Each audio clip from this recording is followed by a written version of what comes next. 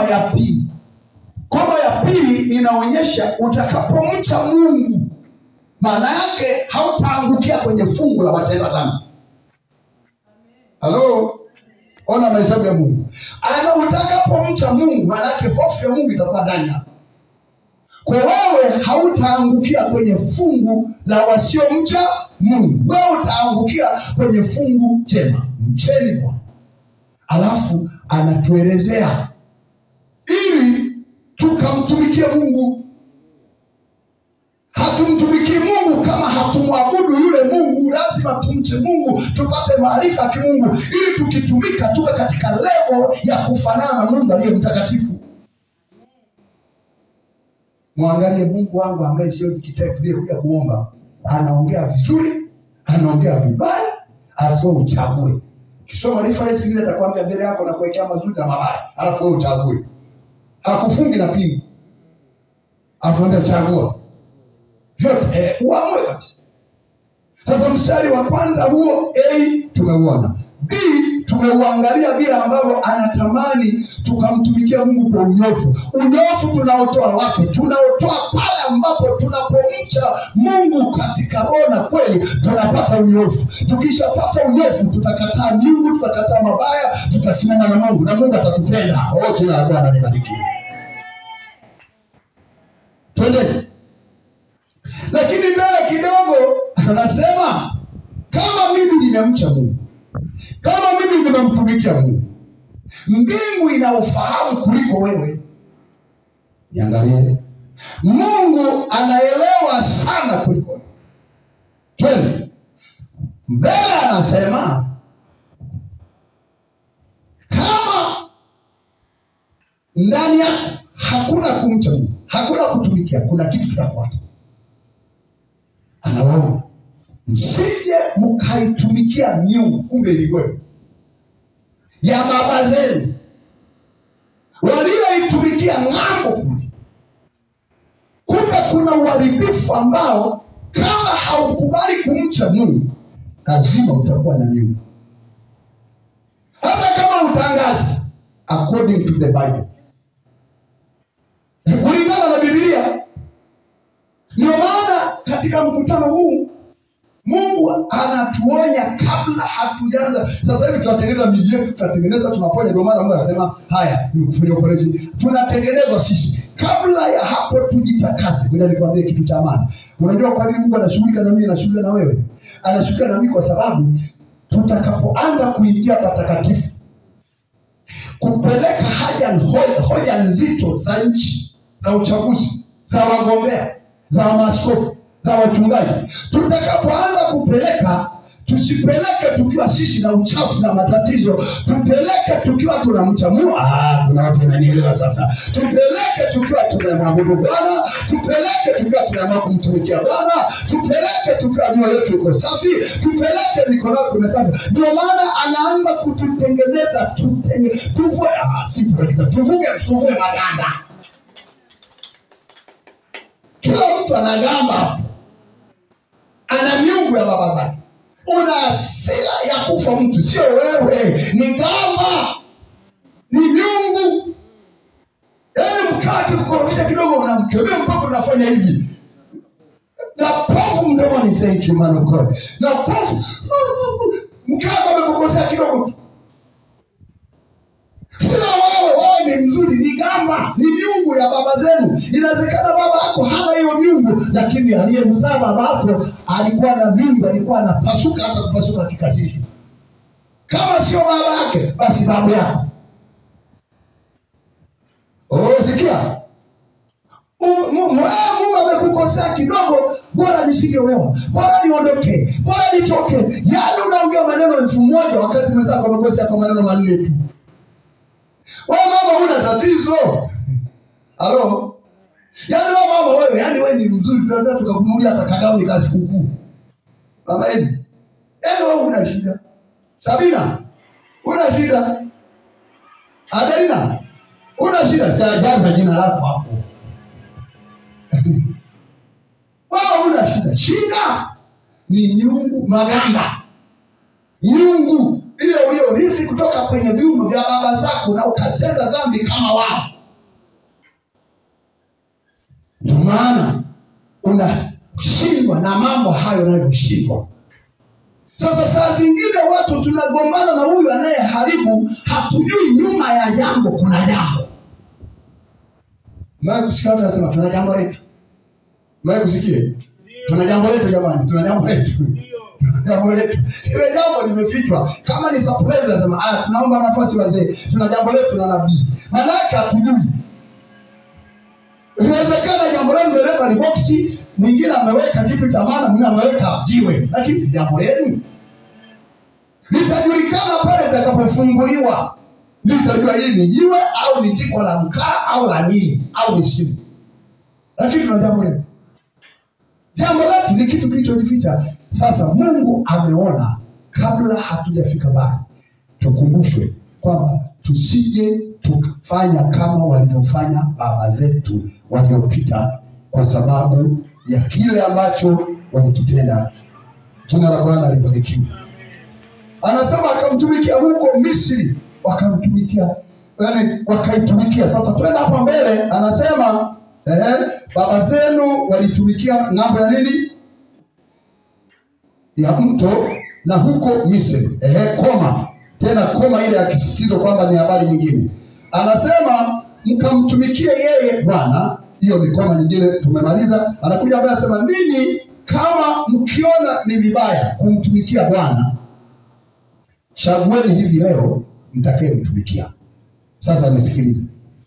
Mungu anapoandaa mazingira ya mimi niwe mtakatifu, nisije nikaombea mkoa kumbe hata nyumba yangu ina shida.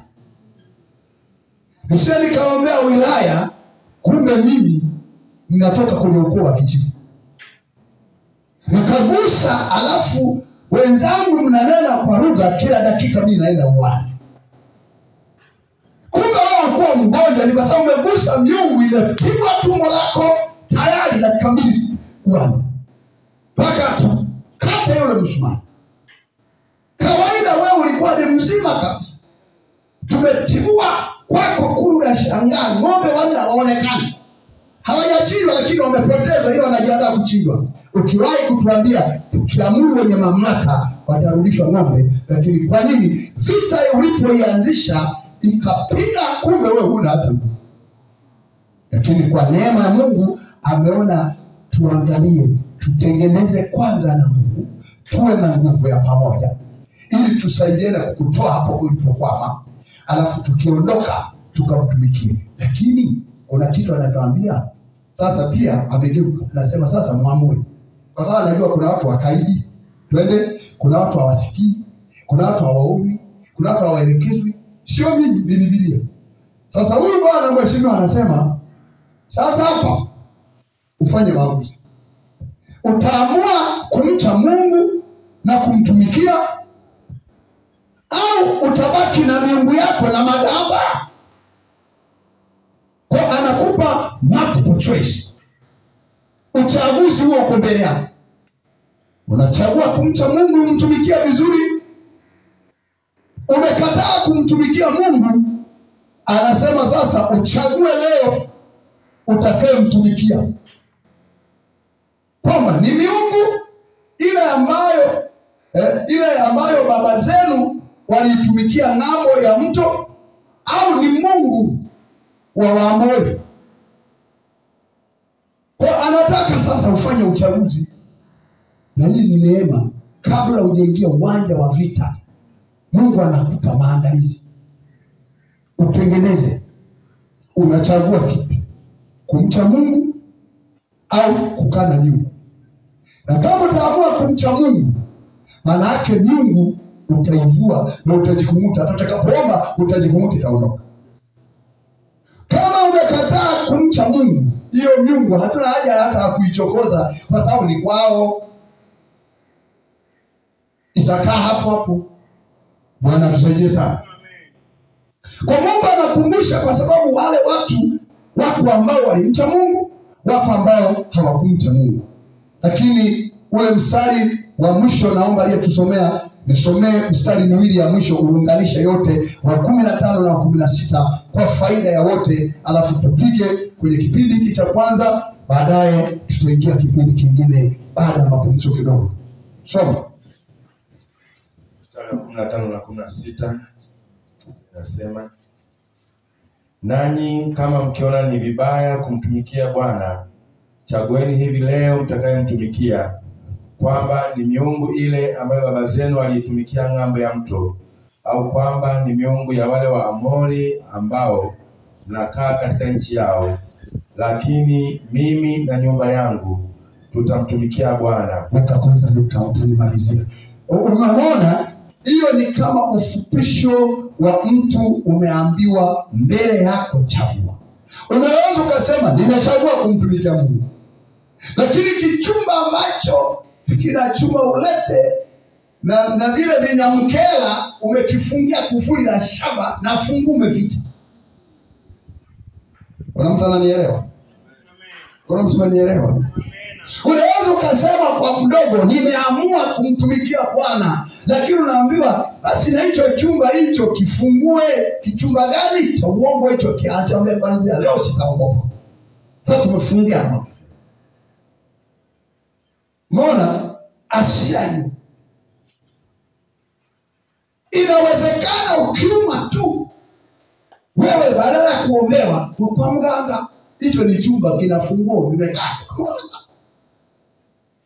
Sasa mganga na Mungu havienda. Ukiuma kidogo tu nimerogwa, unaamini sana wachawi kuliko Mungu.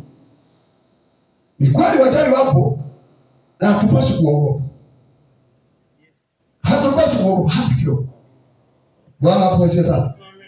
Sasa Mungu anataka wewe uangalie unachagua nini.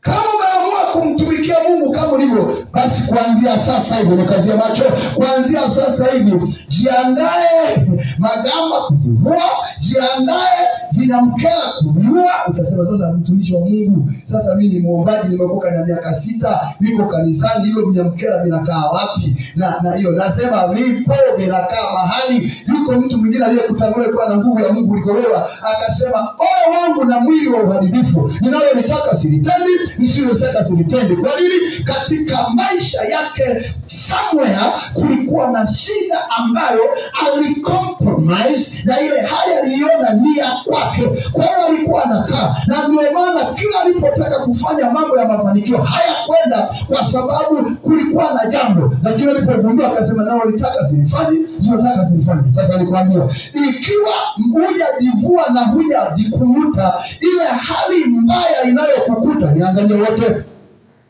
Kama haujavunja hiyo madhabahu, haujaondoa vinyamkela, haujaondoa, kwa taarifa yako, kila unapojaribu ufanye mazuri utaishia mabaya tu. Kila ukijaribu utaishia mabaya. Kwa nini? Hata imeandikwa yamtokayo mtu ndio yameujaza. Kwa kuna kichumba kipo ambacho kabla hatujagusa madhabahu ya mkoa, taifa, Dar es Salaam, ambapo kuna madhabahu ya kimataifa, kabla hatujagusa lazima tuguse kwanza madhabahu za kwetu, tujikumute. Vinginevyo watu watapata madhara, watapata shida, na mimi sasa wapatisha shida kwa sababu nayajua hayo. Nayafahamu, na ndio maana Mungu akanipa nikutengeneze. Huyu jamaa ni mtumishi wa maana, anasema ole wangu na ni mwili ile walini na walitaka zivitende, nisiyotaka ndio liangoja hapa. Jamani, huyu mtu alikuwa sawa hakuwa sawa? Niwape mtihani sasa hivi. Mtu alikuwa sawa hakuwa sawa? Alikuwa sawa hakuwa sawa? Wangapi wanasema alikuwa sawa? Asante tu, hizo darasa zote. Mnaosema nimesema, wangapi wanasema hakuwa sawa? Wangapi wanasema alikuwa sawa? Basi mmepona. Jina la Bwana libarikiwe.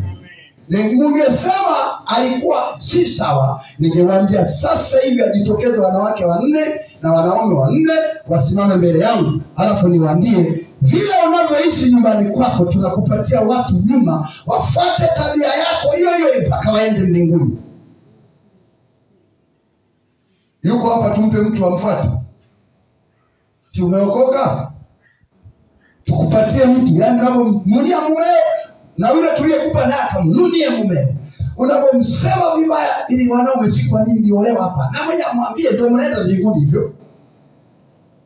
Unapokuwa unalala bila kuomba, na yeye alale bila kuomba, ndio mnaenda mbinguni. Unaposoma Biblia wiki nzima, na mwenye amwambie ndio hivyo mnaenda mbinguni. Nani tumpe mtu wa kumfuata, akufuate ulimi alafu mpeleke mbinguni? Mnafanya hivi mikono yako na jani. Unaweza kaona neema ya Mungu. Manake kama ufungi mwaka mzima na mwenye apige ugali kilo 7, hakuna kufunga, tutafunga mbinguni. Biblia inasema haiwezekani mambo mengine kwa kufunga na kuomba. Na igeuza Biblia, Mungu anasema hata ukitafakari tu Mungu amesikia. Bwana tusaidie sana. Amen.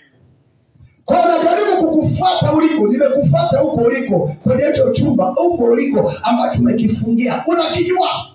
Unapoongea na mtumishi wa Mungu na unapoongea na mtoto wako ni vitu tofauti. Sauti anasikia nyumba ya nani, lakini ukoonana na nabii.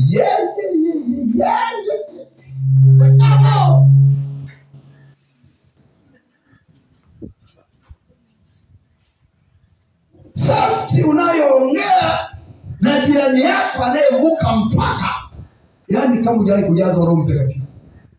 Tanitambua nitatoka na shoka hapa. Uliniona mimi niliposumbuka kupata kiwanja hiki, uliniona. Lakini ghafla tu akija mchungaji wako, mchungaji pole, tulikuwa